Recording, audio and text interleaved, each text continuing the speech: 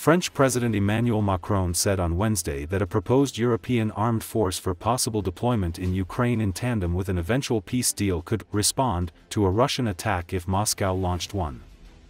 According to Associated Press, Macron spoke after talks with Ukraine's president and ahead of a summit in Paris of some 30 nations on Thursday that will discuss the proposed force for Ukraine that Macron suggested could be deployed in important towns and elsewhere. If there were to be widespread aggression again on Ukrainian soil, these armies would in fact be attacked. And then there is the framework of engagement, Macron said. We have soldiers who, when they commit themselves and are deployed, are there to react and respond to the decisions of the head of the armed forces. And if they are in a conflict situation, to respond. Macron, together with UK Prime Minister Keir Starmer, has been driving an effort to build a coalition of nations willing in one way or another to support the deployment of an armed force in Ukraine, with the aim of securing a lasting peace by dissuading Russia from attacking the country again. Macron didn't specify what sort of response he envisaged in the eventuality of a Russian attack. He said the proposed European forces wouldn't be stationed on the front lines in Ukraine, nor to be engaged on day one against the Russian forces. They would be forces that dissuade the Russians from attacking again. And by holding important towns, strategic bases, mark the clear support from several European governments and allies, he said. Macron is expecting 31 delegations around the table Thursday morning at the presidential Élysée Palace. That's more than the French leader gathered for a first meeting in Paris in February, evidence that the coalition to help Ukraine, possibly with boots on the ground, is gathering steam, according to the presidential office. Loin de prouver qu'elle veut vraiment la paix, la Russie continue de fait, jour après jour, de frapper intensément le territoire ukrainien, y compris des cibles civiles. Ces frappes, nous les condamnons et elles doivent absolument cesser. Au total, là où vous avez su, Monsieur le Président, prendre le risque de la paix, en proposant et en acceptant ce cessez-le-feu de 30 jours en air, mer et sur les infrastructures civiles, à date, la Russie n'a apporté aucune réponse solide et par ses actes, elle a montré sa volonté de guerre et de continuer l'agression. Merci, cher Volodymyr, d'être là et à travers vous. Quel est le mécanisme potentiellement de maintien de la paix, de suivi ou de surveillance? On en parlera demain.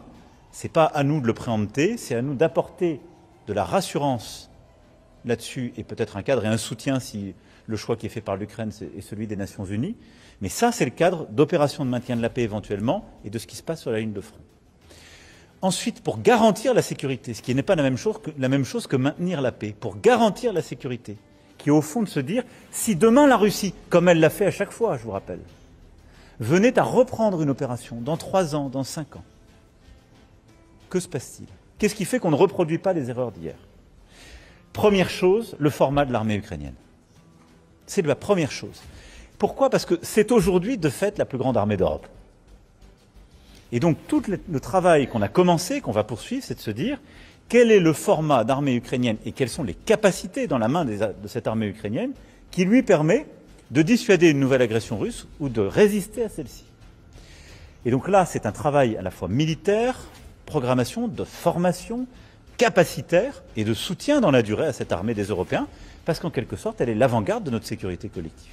L'armée ne serait ni d'être sur la ligne de front, ni d'être engagée au premier jour face aux forces russes, mais d'être des forces qui dissuadent là aussi les Russes de réattaquer et qui, en tenant des villes importantes, des bases stratégiques, marquent un soutien clair de plusieurs gouvernements européens et alliés. 2, permet d'avoir peut-être des soutiens logistiques ou de la formation sur sol aussi ukrainien. Et 3, indique très clairement que s'il y avait une agression généralisée à nouveau contre le sol ukrainien, ces armées seraient de fait attaquées. Et ensuite, c'est le cadre d'engagement qui est toujours le nôtre. Nous avons des soldats qui, quand ils s'engagent et sont déployés, sont là pour réagir et répondre aux décisions du chef des armées. Et s'ils sont dans une situation de conflit, d'y répondre. Et je ne vois pas pourquoi on se poserait des questions sur l'Ukraine qu'on ne s'est jamais posé ailleurs quand on a été déployé à bien des égards dans un cadre qui est clair. Donc on n'est pas sur le front, on n'est pas pour aller se battre, mais on est là pour garantir une paix durable. c'est une approche pacifiste, et les seuls qui déclencheraient à ce moment-là un conflit, une situation belliqueuse, ce seraient les Russes s'ils décidaient une nouvelle fois de lancer une agression. Voilà le cadre strict sur lequel nous sommes en train d'avancer, c'est un texte franco-britannique, il y a eu tout un travail qui a été fait par les chefs d'état-major à Londres, à Paris, et sur lequel on va poursuivre. Voilà la clarification entre ces différentes missions. Et ce sont...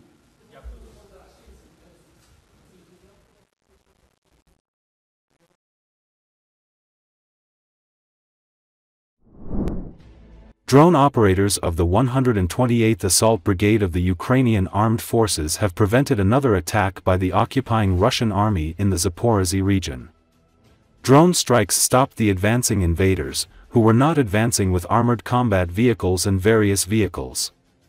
The successive strikes destroyed combat vehicles, UAZ vehicles and quadricycles carrying Russian soldiers. The invaders who wanted to enter the trenches where the Ukrainian soldiers were located also became targets of drones. As a result, the attack of the invaders, which suffered significant losses of equipment and manpower, was thwarted.